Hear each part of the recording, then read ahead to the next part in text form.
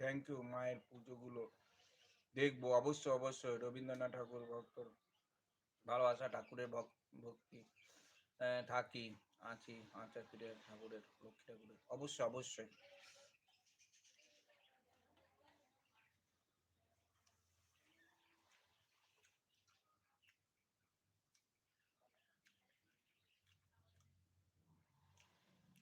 হ্যাঁ, টাটা, আমিও বেরিয়ে যাব।